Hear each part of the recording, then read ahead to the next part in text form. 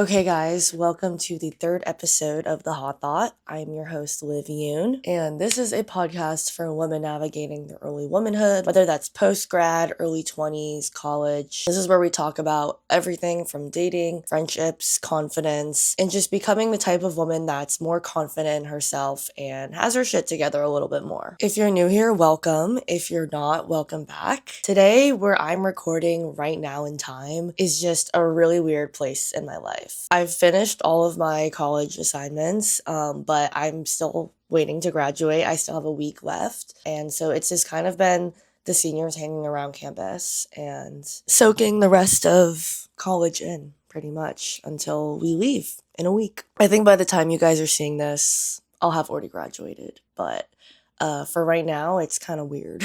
Today, I'm eating my breakfast, which is oatmeal with honey and bananas and just some drip coffee from my Keurig. Today, I want to talk about confrontation as women. I had a really good conversation with my friend about it the other day, and I think something that a lot of us struggle with is being confrontational, especially when it comes to friendships. And I think as someone who has learned to become confrontational over time, it has vastly benefited the quality and depth of my relationships. So let's talk about it. This is a lot better than I was expecting it to be.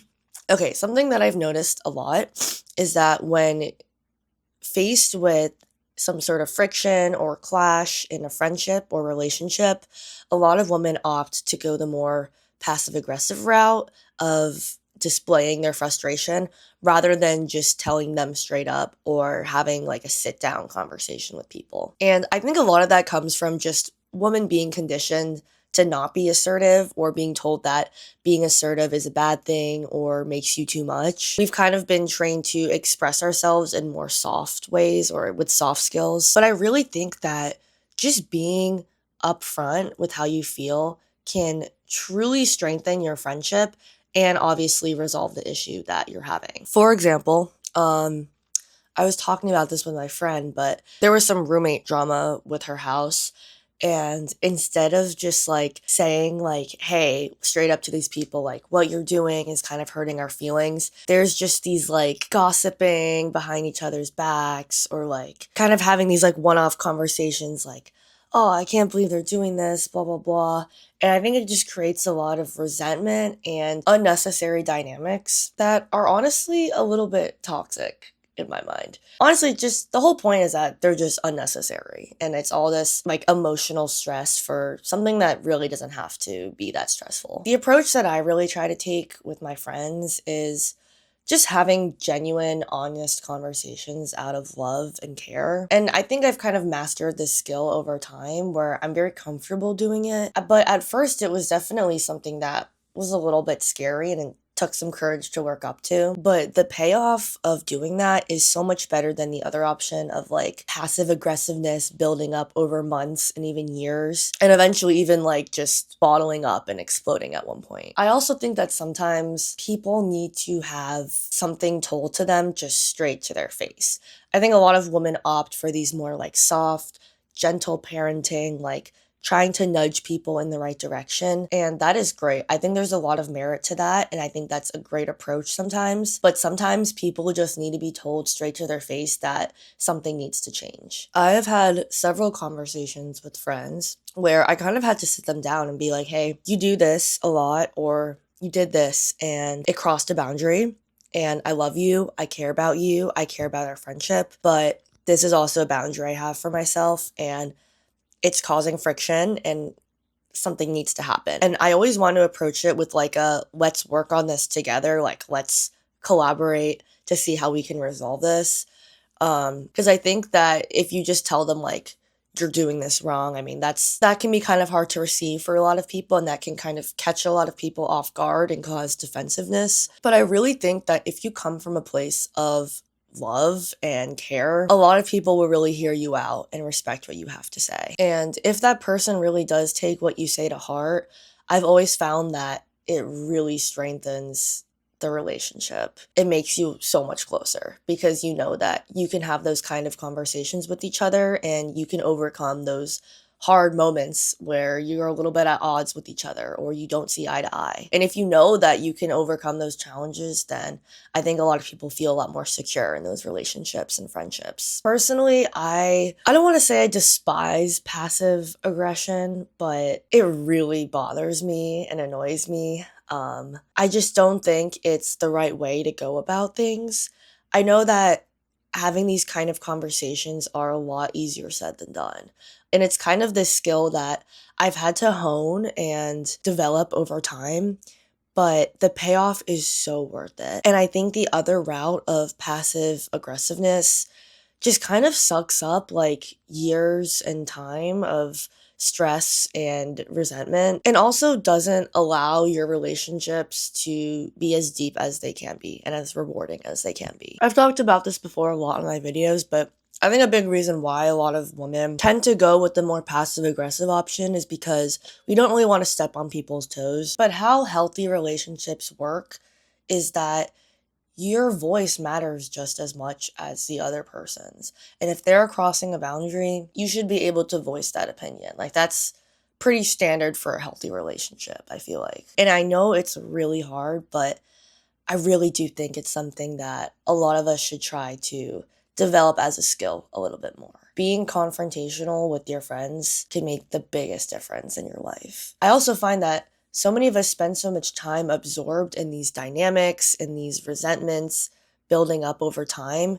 And that's where I think a lot of the concept of girls being dramatic or girls always having drama comes from in a little bit, because I think sometimes our conflict resolution isn't as direct and as efficient as it could be. Also, another thing is that when you are having that kind of conversation and you're able to just properly and directly express how you're feeling, it can feel like a huge weight off of your chest. I found that that happens a lot. Being able to say like, hey, what you did was not okay and it hurt my feelings and it upset me can feel like such a weight lifted off your chest. And it will also tell you a lot about that person based on how they're willing to receive it. So how I would recommend you to start becoming more confrontational in your friendships are honestly like, I know I talked about having these sit down conversations with people. To me, that's kind of an extreme, and that can definitely feel intimidating, especially if you're not new to this at all. So I think a more approachable way is even just like small text messages.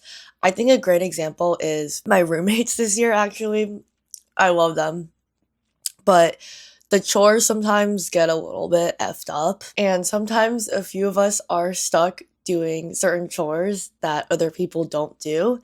And what we have to do sometimes is just send a text and be like, blank, please do the dishes, or blank, please take out the trash. And I think even being able to do that makes a big difference in our respect for each other and our ability to hold each other accountable as friends. And it's definitely not easy. Like, I think for a lot of us, the instinct is for that to not be our first choice. But what I have found is that people do make changes and people do hold themselves more accountable when they have people that they care about and love about telling them out of care and love that they got to do something.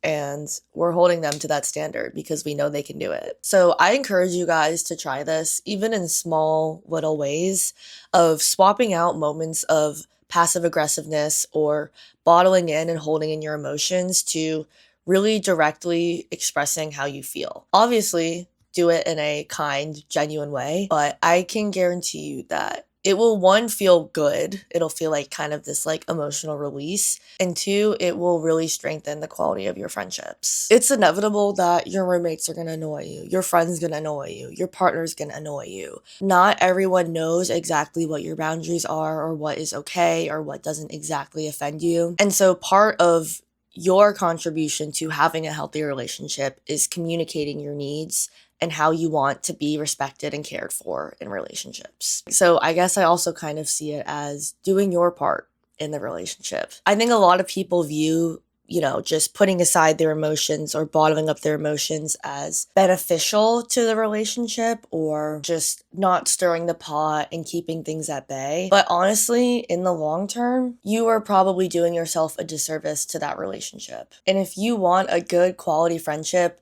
it is your responsibility to also communicate your needs. I think that's just part of having healthy relationships with people in your life, regardless of like the type of relationship. But it's just something that I think we collectively might just have to work on. And I think the payoff is like 1,000% worth it. That is the hot thought for today.